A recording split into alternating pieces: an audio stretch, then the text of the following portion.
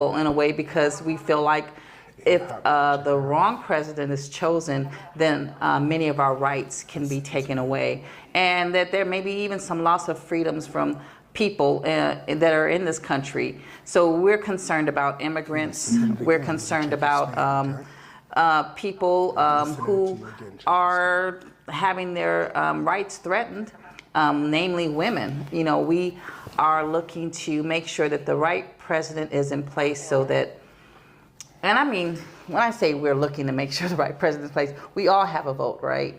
And so we want to make sure that our voices are heard and that we can kind of share what knowledge we have so that people will be fully equipped with what they need to know about these different officials. We'll be talking about what President Trump is saying that he's going to do, what former President Trump and Vice President Kamala Harris is saying that she's looking to do as president. And we're going to just be talking about what's going on, you know, even rhetoric that's been going around that we're going to see about debunking, because, you know, it's not fair for a lot of things to be going out on media that kind of increases the fear and anxiety that people may have about participating in the process. And so, you know, if we have the opportunity to be able to share with people what we understand, what we know that can possibly help debunk some of those myths, then we should be doing that. So I'm glad to be here, and we're going to have some more people coming on. But again, thank you for joining us. All right, you guys. Well, I'm telling you guys, it's going to be incredible. I'm really excited, and I want to just get, of course, we have Ms. Gilliam and Ms. Price has joined. I want to bring Dr. Tandra Price on so she can actually talk about, she's been really active in these circles as well as Ms. Gilliam. So I want to bring Dr. Price on and guys, introduce you to her. Hello, everybody. Thank you so much for allowing me to be here. I am Dr. Tandra Price, the owner and founder of Tapped In Magazine. And yeah, you know, this is like something so amazing that's taken place. We got approximately, 22 hours until this whole thing begins. And so right now, I have been a part of a lot of groups that have been virtually out there in the space, especially one is Win with Black Women. They are so strong and putting a good ground force out there to maybe get the next woman president elected, and I'm super excited for that. One of the things that's really had me pumped up about this election is really the force that's been put behind them. I mean, how the women all have come together and really been boots on the ground to go out and make door knocking, go out making phone calls, and right now they're doing something that's so amazing that they're rallying up vehicles for people to get out and vote. It was so amazing too. Just real quickly, last night when we were on the call, one of the call to actions was they wanted you to make a list of 10 people, and if you have not been able to get a hold of or to get out and tell them to, hey, ask them to vote.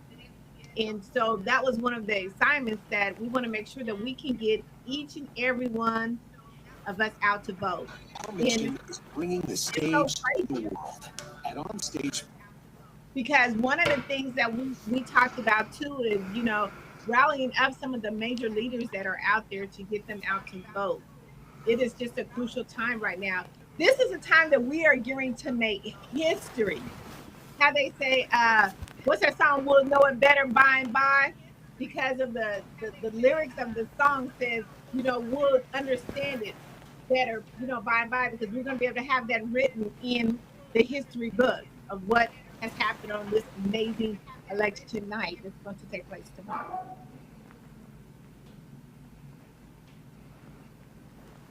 And Okay, if you haven't got out, make sure you go and vote. I love it. I love it. Incredible. Now I'm going to bring on our CEO of Digital Download Hub, Sharice Gilliam. Let's see. All right, Sharice. Hey, America. How are you today? Happy just one more day. What did just say it was like 22 hours? That's amazing. Amazing that we only have like 22 hours left before the whole entire lives as we know it change. Maybe for the good, maybe for the bad, we don't know. Until 22 hours passes by, I'm praying for the good. And it's amazing how what's good, what I think is good, someone else might think is bad, and what they think is bad, others might think is good. But the only way we'll know what happens is if you have voted.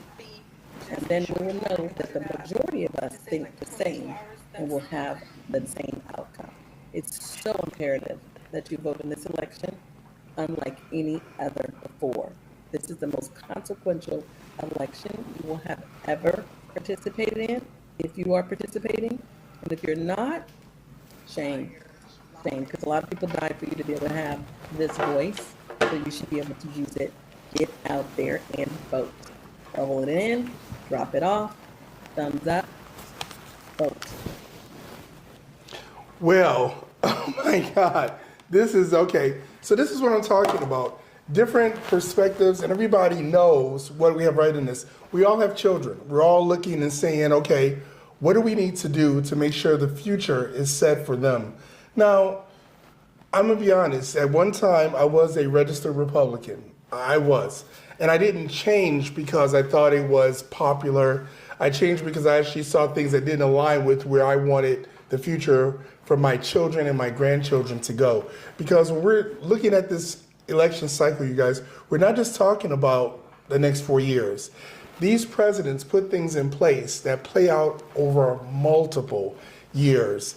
And people are sometimes benefiting from things that were put into place by the previous or sometimes previous administration.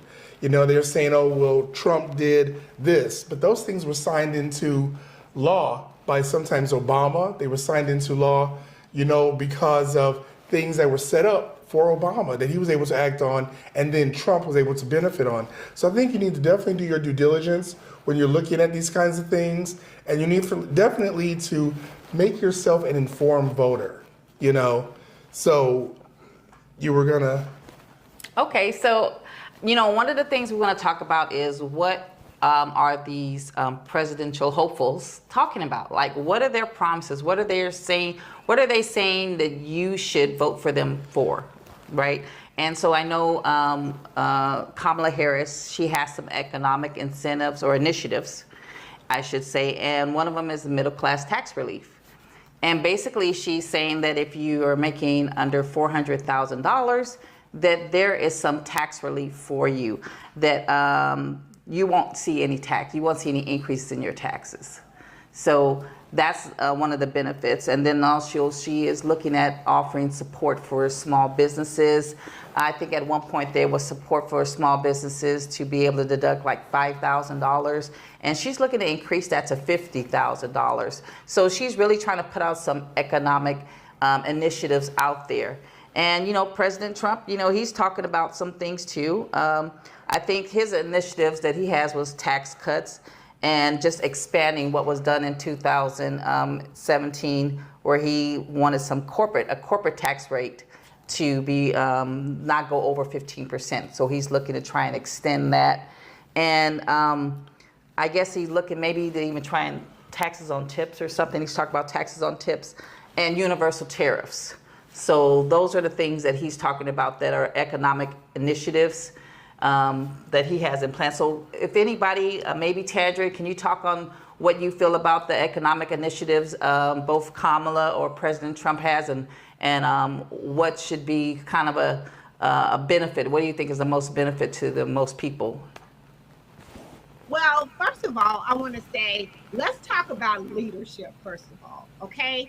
I know that, you know, a lot of things are on the line right now, but we want to talk about true leadership. I want to bring that up because just over the time span of this whole election, we want to talk about leaders who are lifting one another up. And Kamala Harris talks about that, and not having us really being divided as a country with so much, you know, bad rhetoric and things of that nature, or even just people trying to buy into the voting system.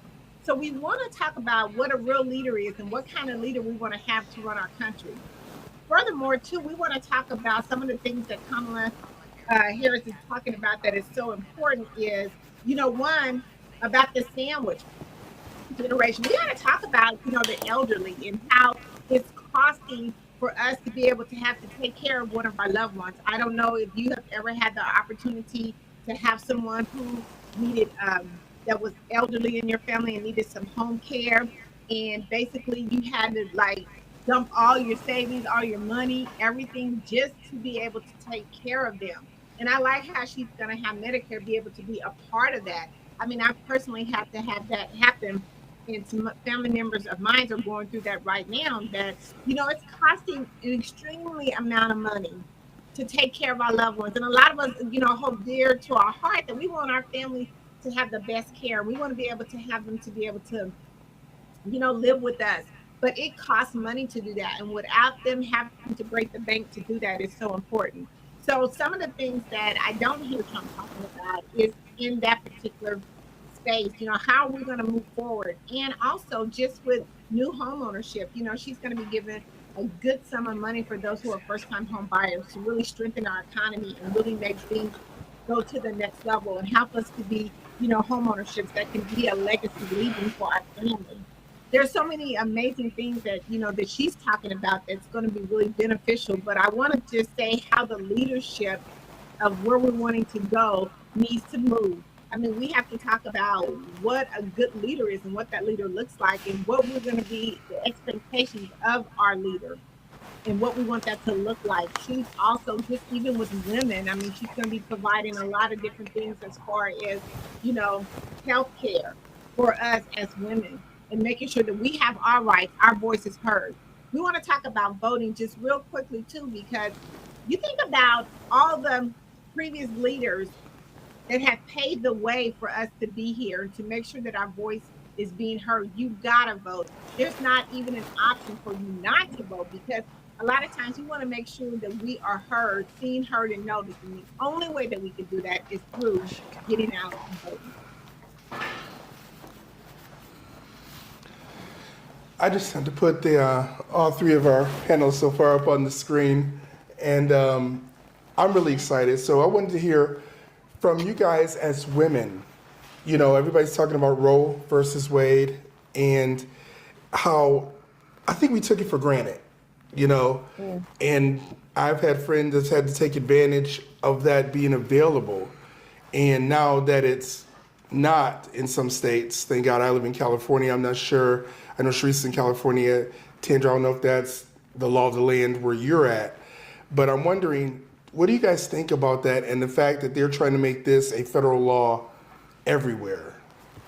Well, you know what, David, if you can hear me, can we just, I'm going to come to that too, but can we just go back to Bernadette's question about the tax? Because I think it's imperative that we do apples to apples comparisons, right? I think that people, we do a lot of talking about like in generalities, right? And people don't really, you always hear the saying, oh, all politicians are the same. That's such a general statement. They're not all the same. And they're different on so many levels. But because we do these generalities, like she mentioned, Bernadette made a comment that Trump has some plans. Trump does not have any plans. Let's be clear. His plan is called Project 2025. Which has been written by many people that's coming from his administration. So I want to make sure that we drill down and educate people so that when they walk away from this broadcast, they'll be able to say, you know what, I didn't know that, and I can go look that up. So let me give you some specifics. When you talk about a tariff, he wants to do a broad generic tariff, you mentioned that. That's called a consumption tax. For me and you, that's what it would be called, right? So I want to make sure we're really clear. It says here in Project 2025, yes, I've downloaded all 900 pages and I've read them. Here on page 698, it says a consumption tax on all goods. The income tax hikes for taxpayers in the 10 to 12% tax bracket now for Project 2025 will increase to 15%. That means the taxpayers in the 22 to 24% will go to 30%. Most people are in that bracket. So the economists are saying, for a simple example, if you're a family of 4 and you have a $100,000 income, you will get a $2,600 additional federal income tax. However, if you are in the $5 million year income, you will enjoy a $325,000 tax cut. I don't know about you, but that does not sound like a plan for the middle class. So I want to make sure that we're clear about these things. The second part is the home interest mortgage rate. I've been a homeowner since I was in my 20s, right? And those things are imperative for us to have. The dream of America is owning your own home. He cut, so those of you who can remember back when he got in office, you remember doing your taxes and that tax cut we used to always get was not there anymore. And we were like, what do you mean I'm paying taxes now? Because we didn't have those benefits anymore. Those are going to be going away. The SALT tax, the state and local tax deductions will be eliminated again. Those hurt us. Fannie Mae, Freddie Mac, we need those deductions. And it says here the average homeowner will cost a $1,200 a year. You will be paying $1,200 more per year as a homeowner. And you can find that on page 697 and page 706 in Project 2025. So I want to make sure I'm clear with you guys. If you think I'm making it up, go read it. And I just gave you the page numbers. You know, that's so good to be so informative. A lot of us who don't really understand what Project 2025 is, they have not even took the opportunity to, you know, download it and read it. And thank you so much for sharing that with us, because it's important that we, you know, stay educated, especially in this process of going to vote. We have to know what our rights are and what we're voting for. And we need to know that it's already in writing. This is what they're going to implement. They've already written it. They've already, over 100 lawsuits have been brought about it already, that whether we recognize it or not, these things are going to be impacting us. So we can think, oh, he's funny and he's cute and he says crazy stuff. We need to look at what's going to be law, right? We need to look at what the deportation rules are. He's talking about reigniting slavery, y'all. Slavery. So, you know, and I had a conversation with someone earlier and they said, oh, I don't like her, I don't like him. I said, listen, I'm not interested in you like him, and I'm not interested in you like her. What I am interested in is not becoming a slave again, okay? What I am interested in is not paying $1,200 more a year on top of the high mortgage that we already have here in California, right? I'm talking about making changes so that my grandson and grandchildren can be able to do the things that we were afforded to do in the generations in the past. This is not about likes. This is about policies and how they impact our lives. And we need to stop sleeping on that. I agree. I mean, we have to think too of our children. You know, it's so funny you mentioned that. I often joke, I would not make a good slave. And, you know, I think one of the things that I think is so amazing is the fact that they put it, as I think you should, Teresa, 900 pages, they put it out there. But most people don't take the time to read. And so what happens is they go, well, it wasn't like we didn't tell you what our agenda was going to be. Right.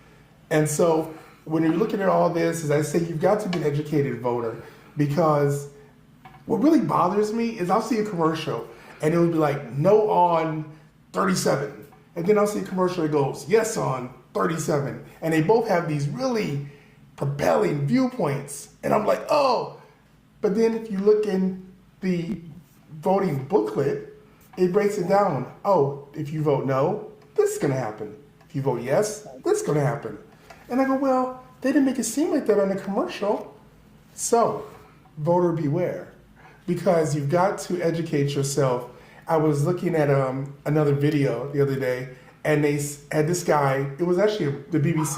The BBC had interviewed this guy that is in the Trump. Trump.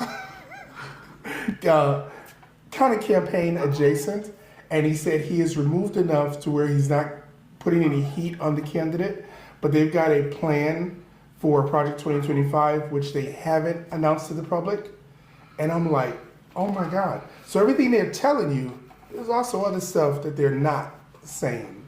And he was actually telling his guys, because they were posing as investors that wanted to see Project 2025 come to light for certain financial benefits of their own. And they were recording with a hidden camera. And I'm just like, oh my God. You know, so it's weird when you look at it, because I don't think people really realize it. I've seen a lot of things, you know, a lot of people get their news from comedians. and I'm speaking specifically of The Daily Show, and I gotta be honest, I sometimes don't have the bandwidth to watch news because it's so depressing. So I've watched Trevor Noah, Jon Stewart, and tongue in cheek, but they cover a lot of the things. They went out and they interviewed some people at a MAGA rally, and they were saying different quotes that Trump had actually said, and they were saying Biden said it, and they were like, one of them was, "Oh yeah, she's hot. I'd really sleep with her, and I don't care if that was my daughter or something." It was something along those lines that was really crazy, and they were like, "Yeah, because that's right, because Sleepy Joe's a pedophile." And the guy was like, "Oops, I'm sorry, Trump said that." And they're like, "Well, he likes women, So every time there was something crazy and they said Biden said it, they had a response that, "Oh my God, that's terrible." But then when they said Trump said it, they were making the argument that, well, this is what he meant. That mindset is prevalent. Can we address the double standard? Can we address the double standard? Can Yeah. we address the outrageous double standard? Now, for 3 Black women on this panel, we all know what double standards are. From the time we started breathing air, okay, the air at the hospital had a double standard. They gave you certain air, and they said, "Oh, a Black little girl in here, she get different air." We know what double standards are. We've been living them and breathing them all our lives. But to see it play out on a national scale with people who you consider to be intelligent and you revere their positions and you admire them and respected them, to see them fall to these double standards is mind-blowing. It's one thing for it to always been, hidden in a secret, but then it's one thing to put it out there for the world to see, but it's another thing to then lift that voice up and make it become a standard. The double standard is a standard. This is crazy, and I want to also take this time. agree. I want to take this time to introduce Lieutenant Colonel retired Mr. Rick Spann, who has just joined us here. I want to bring him on. Hello, sir. Hey, how's it going? How's everybody? Doing great. So as you can see, we're actually in the midst of this, kind of talking about what people need to know. And you worked, of course, in the military for many years, and thank you for your service. And what are your feelings on this? Let the media tell it. A lot of people in the military are supporting Trump, and I'm not saying bad or good, but what are your thoughts on if the former president is elected? Well, a couple of things. As you said, I was in the military for 24 years, then worked DOD. So most of the military people are Republican. Now, and that probably means that most of those will support Trump, but some won't. A lot of the people vote on the issues. So the issues now being women's rights. I talked to some of my buddies, and they'll vote for the women's rights, and so that means that they'll probably vote for Kamala Harris and all that. But the biggest thing with the military people, they vote for strong defense. They don't like Trump per se, but they vote for strong defense. And that being said, I agree with the lady talking about the double standard. A lot of the people are voting because of the information that they get. They don't do the research to find the backstory. So they're generally making decisions based on improper information, talking points. And the sad thing is, if they thought about it clearly, they'll figure out that Trump and his lack of policies, because he doesn't have any policies. If they thought about it clearly, they'll find out that his policies will hurt them. It will hurt the Republicans, middle class to poor, as much as it'll hurt the Democrats, middle class to poor. So they'll find out that Trump is transactional and he's only in it for the money. He doesn't have any clear thoughts on anything other than making the money. And the people behind Trump are the ones that are set on policy, like, the Heritage Foundation, Catholic Church, yada, yada, yada. But most of the people blindly vote. They vote with not enough information and not enough research. Wow. This is what we need to know. Just to chime into what he said, I'll go back just to probably 2025. says that it will call for the crafting, will eliminate the Medicare funding to states, giving the states the power to deny coverage for particular services to veterans.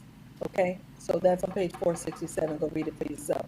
It will cut the benefits for disabled veterans by reducing the number of healthcare conditions that count as their benefit. Go read that on page 649. Okay, this goes on and on about how many benefits veterans are losing. And yes, I too am a United States Air Force vet. And people depend on people who go to the VA services, they depend on those benefits. That was a right that you were told when you signed up that you would be getting this benefit, health care benefits. And now they're cutting them and you're losing them. It's wrong. But read that. It's page 649. Read it for yourself. Sorry. This is You incredible. know And this what? is Real quickly, I want to chime on that too, because Trump has really showed how his relationship is with people in the military, even from um, Kane, Jonathan Kane. But here's where I want to go with this. He is really showed us who he is as a person because of how he talks about the country itself. I mean, talking about we're, trash and, things of that nature. I mean, that tells us just how he is and how he's going to treat us, along with what he's doing with Project 2025. It shows how he feels about the country, period. And I just wanted to say that because, and thank you for your service, both of you, by the way, but it goes to show even if he doesn't have the best relationship with military people, he doesn't have the best relationship with people that he cares about in the country, period.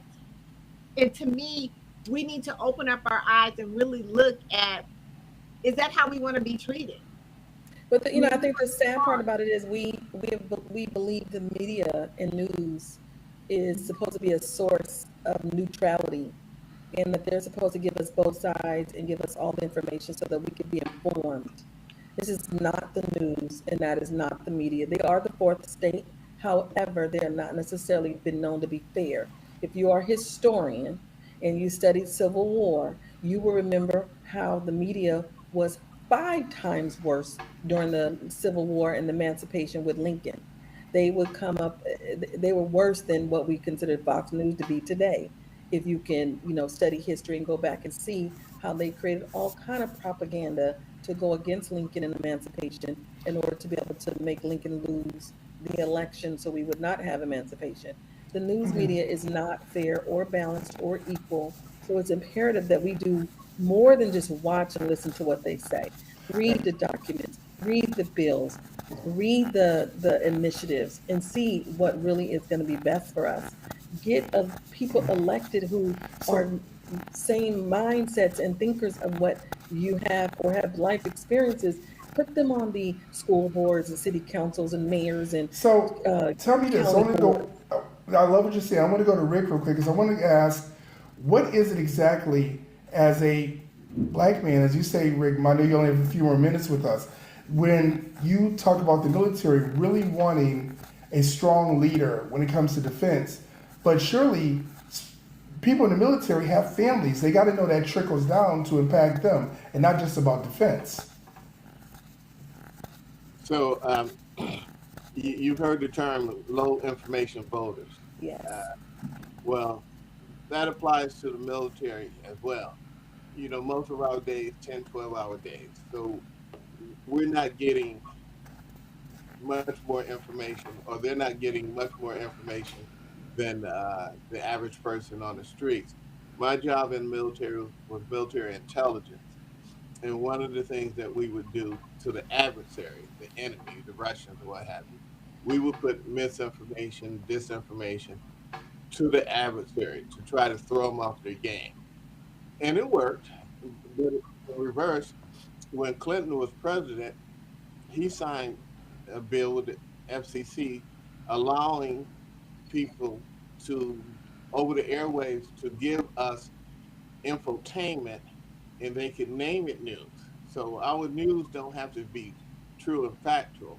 It's only a certain part of the news that have facts. Like Fox News is a cable news network. As long as they put the chyron that the views and opinions of this does not reflect the whatever, the people that own the station.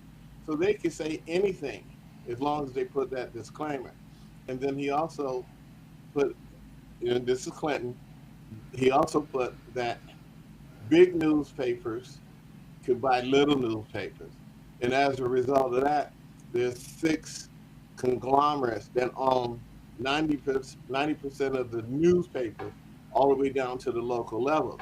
So if someone says something on Fox News in Ohio, the local station, whatever it is, they're going to get the talking points that the Republicans, which own Fox News and the other news, they're going to get those talking points. It used to be a time when they had a law that you couldn't have monopolies in that field. But now the little papers in your neighborhood that you thought would tell you the truth, they're spewing out false information. So the people get this information, they're being brainwashed, they're working hard. They don't really have time to go back and do the research. If you go back when you were in school, if you turned in a research paper and you had 1 or 2 sources, you probably failed that. Well, the people don't have time to do the research. So they're being brainwashed and they're getting limited information and they're making major decisions. In most cases, it's against their own self-interest, but they may not know that. Yeah. Wow. So you guys, thank you so much. I know that you only had a few minutes with us. Colonel, I really appreciate your time. And I just thank you for even coming on and really blessing us with your wisdom in this area. I'm going to bring on Lawanna Bradford, the CEO of the Bradford Group. And I want to talk to you, Lawanna, about this incredible opportunity or catastrophe, depending on how you're looking at it. And how do you, as a business owner and as a woman of color in this country, what's at stake here? There are multiple things at stake.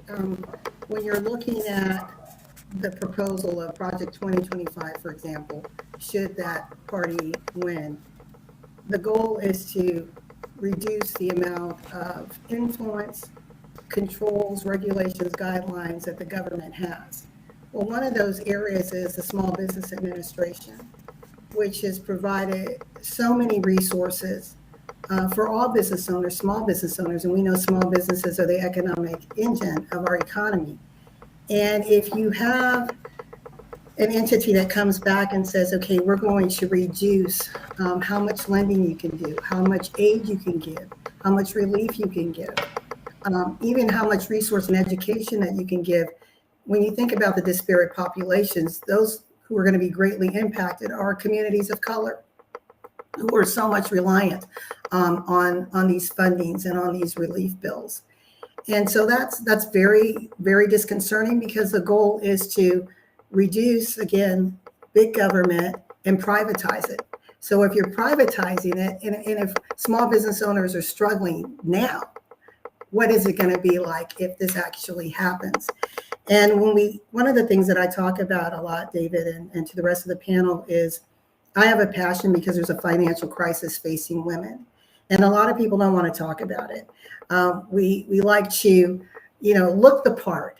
But as a whole, women are really struggling, especially women in business. The average small business owner earns less than $50,000 a year. So when you're looking at the cost of doing business, the cost of keeping the roof over her head, since we're talking about women, what's really left when you're looking at disposable income or the opportunity to build generational wealth? And until women come together and start talking the truth about where we really stand financially, we're going to continue to spin and spiral downward. The other thing that we talk about often is the split between how much a man makes versus how much a woman makes. And it's typically comparing white men to white women and saying, well, white women earn 80 cents on the dollar. But then when we roll that back, we know African-American women earn 64 cents on the dollar. So again, you're looking at how are we bridging this divide? And you have entities to kind of help us to try to level the playing field, even though we know it's not equitable or we don't have equality yet. And then when you look at Hispanics, it's 50 cents on the dollar. And for Hispanic women, small business owners, it's going to take them over 200 years to reach pay equity to what a white man earns today. And that's a little frightening. So it's scary to hear what the proposed administration may do. But it's also, for me, even more frightening that where we have our seat of power, which is in our voice, which is in our collective efforts as a community, as a people, that we're not doing the work there.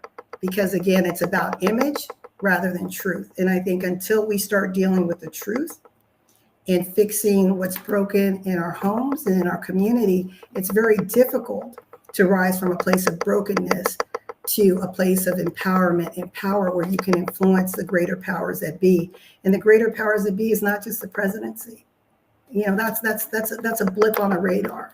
They're gone in 4 to 8 years. But when you're looking at your state and your local levels, those things that impact us and our children every single day, that's where we need to be present. And we need to make sure that when states receive monies and funding, that we look at tax breaks and incentives for small businesses that are going in to help revitalize communities. So there's so much trickle down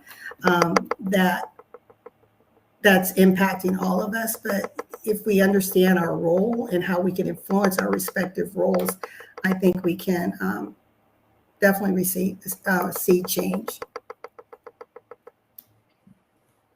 Absolutely. And I just want to thank you for that, because I think it's imperative that we have different people from different walks of life to say, this is what's important. This is what's going to impact our future, you know. So, ladies, what do you say? Chime in here. Well, I think your mic is muted. Oh, thank you. I think it's important. Thank you so much, Lawanna, for saying that. A lot of times we do look at the presidency, the presidential as everything, but we have to pay attention to what's happening in our communities and on the local levels of, you know, what affects our, you know, our children, our school system, you know, our taxes and everything. And sometimes we don't really do enough education on that part to make sure that we're understanding what we're going into when you actually go into the booth and knowing what to vote for. So educating yourself at the local level is so important. I mean, it breaks it all the way down to like your school board. Who's on your school board, and are they like-minded with you? Do they see things the way you see things? Are they from a diverse background? They may not necessarily be the same color as you, but do they have the same concerns that you have about your communities? Who is your mayor? Who is your city council people? And here in California, a lot of local races are what they call the word escapes me now, which means they don't have to distinguish between Republican, Democrat, Independent, Green Party. They could just be running for office, even though they are deemed to be one of those particular parties, which makes it even harder for you to figure out what's their underlying, you know, objectives. Who's on your county boards? Who's on your treasurer? You know, who's a treasurer for your county? These things matter because that's where the tax cuts happen. This is where the trickle down from big policies, like she said. It's not just about the presidential race. It's not just about Congress. Who's in your state offices? Because you have state offices too. You have state congressional offices. You have state Senate offices. Who's in those offices and what policies are they making that are impacting your community? Because those things matter. And we need to be looking at all those things all the time. I don't know when we decided to just give up and get lazy and say, I just don't have time to do that. How did people who were slaves, who came to this country, who fought for us, who, you know, try to create impact, try to create Black Wall Streets, try to create communities, try to, you know, fix these civil rights issues? I guarantee you, them people who was that little girl that had to go to school for the board versus the Brown education, I'm sure she did not want to get up early in the morning and be walking up them steps with those National Guard having to take her to school. But yet they still did it. They were not too tired. They were not too sleepy. They were not, you know, thinking about, oh, what did I got home late from work and I had to commute. We have to stop really looking at our everyday lives and start looking at what impacts us as a whole and not as an individual. I agree so much. Your microphone is muted. I guess I'm the mic check lady today, huh? Thank you Right? so much Like, for checking our mics. You're so thank you, welcome. You're so guys. welcome. So, It's about us taking care of all of us, not just one of us, you know? absolutely. And I think we want to go to the screen here and kind of look here. This is a screen we've got, I think we're looking at Al Jazeera, and they are, of course, looking at these polls. And this is what I'm prime example of, we talk about media bias, you know, about them saying that this is something that's going on. And I think we have to know that this is not the case. Because if we really look at it here, we're looking at them showing, let's see, Missouri, Minnesota. I mean, these races are really, they call it Trump in Missouri. Of course, Missouri is what is it? It's a red state. So, okay. But Minnesota, how can these be so close? Michigan, are you serious? There's no way. There could be no way. And I'm looking at it here. Florida, yeah, I can see that. I can definitely see that. I'm sorry. But, I you know, cannot. I still can't. you know, That you still can't blows see my that? mind with all of the immigrants that come in here, all of the people who live in Puerto Rico, who are Americans, who live in Okay. Florida. When you're in Okay. Puerto Rico, you're Puerto Rican. You live in Puerto Rico. You cannot vote unless you're in the United States. So the Okay. Puerto Ricans who live in Puerto Rico who come to the United States and live here, then they're able to vote as Americans, but you cannot vote for the presidential race while you're in Puerto Rico. So it still Okay. blows my mind that all those people who are there So let me tell who you have the why option to this vote is. Let are me tell voting you. against their own interest. I saw this yesterday on CNN, and they were talking about voter apathy, and they were talking about the fact that how the Democratic National Convention has basically said we're not going to spend ad dollars on Florida because there's been such a low turnout. When they did the voting polls, they said Florida was basically a lot of apathetic voters who were like, forget it, it's too hard. They're making it too hard for us to go out to the polls. They're making it so hard to vote. I'm just going to stay out of it. It doesn't even matter. And so maybe the 270 electoral votes will be carried by other states. California has a lot of electoral votes. I don't even want to get into the whole electoral college and how we should have the popular vote, but that's another discussion. But I think, yes, there's so many different immigrants, especially when you talk about Miami, when you talk about these other parts of Florida that are really huge when it comes to the Latinx community, but they're just not voting because they're threatening with immigration, they're threatening with hostilities. I saw one thing they were looking at, I think it was the BBC again, because I try to watch news that's unbiased as much as possible. So I watch the BBC, Al Jazeera, things outside of American media, and they were saying that one guy was like, if Trump loses, condition one. And they were like, what is that? And he was like, just know if he loses, condition one. So they're asking, what is that? And one guy said, well, it's going to be a war if he loses. How can you even formulate the fact that if your candidate loses, you're willing to go kill somebody? That's crazy. Well, You know we what, did have a David? civil war, David. Remember those days, Civil War? Okay, sorry, not to cut you off. No, that's okay. No, I just wanted to jump in real quick when we're talking about polls. Listen, don't let the polls scare you. Okay, I think it's just a trap to get you all boosted up to where you don't want to go. Because if you see one way is wavering one way versus the other way, then people be like, well, it doesn't, no need for me to go out and vote. No, that's not true. Do not pay attention to the polls. Still go out and vote. Can I add something real quick? Yes. Go ahead. This is, Can we just you know, this is an talk about unfortunate why fact. it's important to vote? What, Saying when you're Ms. done, can we Bradford, just talk she was about going to the say importance something. of why we vote? Can Ms. Bradford chime in real quick? Yeah, what I wanted to say is when you look at the history of this nation from 1776 on, there's been this tug of war with the vote. Who gets the right to vote it? And you take, you know, 3 steps forward, 5 steps back. And it's been a tug of war back and forth. And the tragedy is in 2013 with Shelby County Supreme Court ruling. That's when the government kind of took their hands off and said, you know, states, you do you. and they gave them kind of carte blanche to change their voting registration and voting process guidelines. 29 states started to roll back what was previously favorable for the voter. And of those 29 states, there were 93 voting laws. Here in Georgia, I live both in Georgia